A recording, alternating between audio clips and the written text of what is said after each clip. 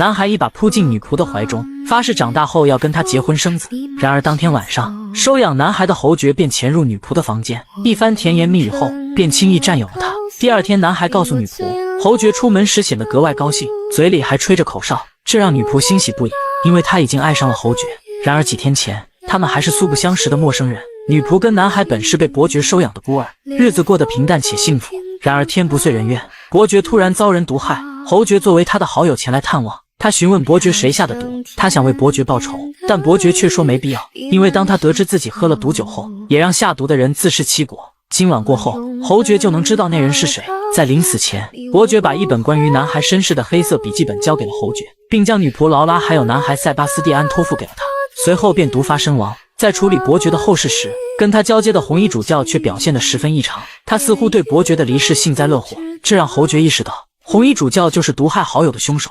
所以在晚宴上，侯爵趁着红衣主教不注意，在他的酒里加了砒霜。然而红衣主教还没来得及喝下毒酒，就直接毒发倒在了地上。这一幕立马吸引了所有人的目光。随着红衣主教痛苦的死去，侯爵的猜想也在这一刻得到了证实。为了洗脱自己的嫌疑，他趁机把毒酒倒进了一旁的花瓶里，然后匆匆离开了现场。然而他的举动却被另一个红衣主教看在眼里。回去之后，侯爵告诉劳拉，自己打算明天就离开。听到这个消息的劳拉内心却十分忐忑，因为她不确定侯爵是否会带着自己一起走。此时她只希望对方能多看自己一眼。如果单身的姐妹也像劳拉一样渴望得到异性的关注，一定要试试陌陌。在这里没有熟人社交的压力，只要你一上线，就会有附近优质的单身男性主动找你聊天，温柔体贴，陪伴你的每一个孤单时刻。在陌陌总会有人给你秒回的温暖，总会有人真正在意你的感受，轻松找到真正懂你的人。快去试试吧。为了试探对方的心意，他小心翼翼地询问，然而结果也正如他所料，侯爵并没有打算带他一起回去，这让劳拉感到十分失落。他既不想跟男孩分开，也不想离开侯爵，因为经过这几天的相处，他早已被侯爵忧郁的气质深深吸引。就当他以为自己以后会孤身一人时，侯爵却突然改变了主意，因为男孩是劳拉一手带大，他担心如果不带着劳拉一起回去，男孩不会跟自己离开。突如其来的惊喜让劳拉欣喜不已，而一直躲在角落偷听的男孩更是激动地冲上来抱住了劳拉，他发誓自己会永远陪在她身边。第二天，他们就收拾东西跟侯爵一起回到了巴黎。在接下来的几周里，劳拉每天都沉浸在喜悦中，她时刻关注着侯爵的一举一动，眼里心里全是他。每天清晨，劳拉会贴心地给他送来早餐，此时的侯爵也对他热情依旧，他一把将劳拉拥入怀中，随后的事便不言而喻。然而沉浸在幸福中的劳拉并不知道，越容易得到的东西就越容易失去。刚刚还在跟他翻云覆雨的侯爵，转头就在法国王后的介绍下认识了一位门当户对的贵族小姐苏珊娜，并且毫不犹豫地跟她表达了爱意。从此侯爵回来的时间越来越晚，甚至经常夜不归宿。漫长的等待让劳拉开始患得患失。以后的日子里，侯爵也来过劳拉的房间几次，之后就再没来过。劳拉只能每天以泪洗面。男孩看到她伤心，只能安慰她自己会永远陪在她身边。但此时的劳拉对侯爵还抱有一丝希望，她盼着自己的温柔体贴能让他回心转意。但她不知道，男人一旦有了新欢，就会变得冷漠无情。面对劳拉的靠近，侯爵大喊着让她滚出去。劳拉怎么也想不到，几周前还对她甜言蜜语的男人，此刻却像是变了一个人。她不甘心输得糊里糊涂，于是便偷偷跟着侯爵来到了苏珊娜的家。但她很快就后悔了，因为苏珊娜的典雅高贵，让她看起来就像个跳梁小丑。几天后的一个清晨，侯爵告诉劳拉自己要结婚了。为了不让未婚妻误会，他让劳拉跟塞巴斯蒂安搬出去住。这一刻，劳拉才意识到，眼前的男人早已厌弃了自己。男人轻轻褪去女仆的长袜，用几句甜言蜜语便彻底占有了她。然而轻易到手的猎物很快不再有趣，男人转头就迎娶了一位门当户对的贵族小姐。劳拉在人群中静静地看着这一切，听到侯爵对苏珊娜说出爱的誓言，她的心如同被撕裂般痛苦。她悲痛欲绝地走进树林里，一声绝望的怒吼后，她便倒在地上不省人事。等她再次醒来，发现自己已经躺在了床上，是一个陌生男人救了她，但她宁愿自己已经死了。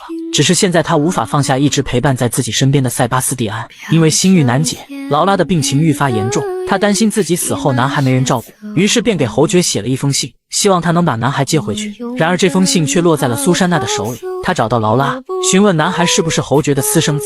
虽然劳拉极力解释，但苏珊娜却坚持认为塞巴斯蒂安是丈夫跟劳拉的孩子。看到劳拉病得这么重，苏珊娜也不想过多计较，她表示自己会把塞巴斯蒂安接过去，如果劳拉愿意，自己现在就可以把他带走。但男孩却不情愿，他愤怒地表示自己死也不会离开劳拉。劳拉一时着急，急火攻心，直接昏厥了过去。这时一个自称医生的男子突然出现，他将劳拉带回了家。在他的精心照料下，劳拉的情况逐渐好转。几天后，劳拉彻底恢复了意识。她醒来的第一件事就是询问塞巴斯蒂安的情况。她担心塞巴斯蒂安独自一人无依无靠，旁边的男子示意她放心。他表示塞巴斯蒂安跟着苏珊娜走了，劳拉这才松了一口气。为了不让劳拉担心，塞巴斯蒂安还给她写了一封信。他表示苏珊娜对他很好，让劳拉安心养病。但此时的劳拉却依旧惦记着那个答应要娶自己为妻的男孩。如果单身的姐妹也像劳拉一样渴望找到真爱，一定要试试陌陌。在这里没有熟人社交的压力，只要你一上线，就会有附近优质的单身男性主动找你聊天，温柔体贴，陪伴你的每一个孤单时刻。在陌陌总会有人给你秒回的温暖，总会有人真正在意你的感受，轻松找到真正懂你的人，快去试试吧。经过一段时间的休养后，劳拉的身体终于好了起来。只是她不明白，自己跟这位医生素不相识，对方为什么要救她？带着心里的疑惑，她找到了那个医生询问，而男人似乎早就明白了她的来意。他说在很多年以前，自己爱上了一个公主，但当时公主已经跟一个王子订立了婚约。有一次他们在约会的时候，刚好被王子撞见，王子一时气愤，拔出剑就要跟他一较高下。不料在决斗中，他失手杀了王子。当时他实在太害怕，就直接扔下公主逃跑了。几个月后，公主也失去了消息。后来他才知道，公主因为怀上了他的孩子，所以不得已才逃离了皇宫。再次见到公主时，她已经成了一具冰冷的尸体。他利用自己红衣主教的身份，辗转多年才找到自己的孩子，而这个孩子正是劳拉。突如其来的真相让劳拉一时难以接受，她因此又大病了一场。病好后，劳拉询问父亲为什么不早点跟自己相认。主教表示，他的尊严跟愧疚不允许他这样做。在父亲的帮助下，劳拉恢复了自己的贵族身份。看着满床的漂亮帽子还有衣服，劳拉突然对生活充满了希望。而她唯一遗憾的就是少了塞巴斯蒂安的陪伴。她回到了他们曾经一起生活的地方，却发现这里的一切已经物是人非。当她看到侯爵的画像，便头也不回地离开，然后拿着一把剪刀在画像上划了一个长长的口子，以此来发泄自己内心的愤怒。而红衣主教为了弥补多年来对女儿的亏欠，决定帮她把男孩找回来。经过多方打听，他们才知道侯爵娶了苏珊娜后死性不改，又爱上了一个痴迷于政治的女人。他跟苏珊娜早就分道扬镳。得知侯爵去了法国卡昂，考虑到女儿的身体刚刚好转，法国又正处于动乱之中，主教让劳拉先回家，他独自去卡昂寻找侯爵。劳拉本不情愿，但想到父亲也是担心自己的安全，所以便听从了他的安排。到达卡昂后，主教找到了自己的一个老朋友，朋友告诉他，跟侯爵交往的那个女人叫夏洛特，只要能找到夏洛特，就一定能找到侯爵。等主教按照朋友给的地址找过来，发现夏洛特正在煽动暴乱。这时他在人群中看到了侯爵，只是他还没来得及询问男孩的下落，侯爵就被突然出现的士兵抓走了。看着现场一片混乱，主教只好先行离开。后来他通过关系找到了被关押的侯爵，侯爵觉得他脸熟，原来当初他给另一位主教下毒时，正好被劳拉的父亲看到。侯爵请求主教救他出去，主教示意他靠近自己，还没等侯爵反应过来，主教就直接送他去了西北。在来的路上，他就已经下定决心，一定要杀了这个负心汉，为女儿出一口恶气。她是一个卑微的女仆，却爱上了高高在上的侯爵。侯爵用甜言蜜语骗取了她的身体，之后便无情地将她抛弃。她因此大病一场，差点丢了性命，不料却因祸得福，成为了高高在上的贵族小姐。父亲为了给她报仇，亲手将侯爵送去了西北。紧接着他便来到了苏珊娜的家里，想要帮女儿把男孩带回去。苏珊娜得知主教的来意之后，表示男孩一直惦记着劳拉，但她早已把男孩视如己出。现在男孩叫她母亲，她不想让主教带走他。随后她便给了主教一个黑色的笔记本，因为丈夫曾经告诉她，这里面藏着男孩的身世秘密。在主教翻看笔记本时，却突然听到窗外传来了笑声。她顺着窗户看去，发现是苏珊娜跟男孩在一起打球。看着这温馨的一幕，主教不忍将他们分离，他留下了那本没看完的笔记本，没有打招呼便离开了。回去之后，他告诉劳拉，男孩现在过得很好，并且他一直惦记着劳拉，也不曾忘记对他的誓言，这让劳拉很是高兴。他询问父亲是否知道男孩的身世，主教表示有时候人生保留一些秘密可能会更好，但随着时间的流逝，劳拉总感觉心里缺了点什么，她还是无法忘记塞巴斯蒂安。她拿着男孩曾经写给她的信，每天看了一遍又一遍。这天她终于下定决心要去找他。为了不让父亲发现，劳拉在半夜里简单收拾了一下行李，然后偷偷离开了家。第二天一大早，她便来到了苏珊奈家。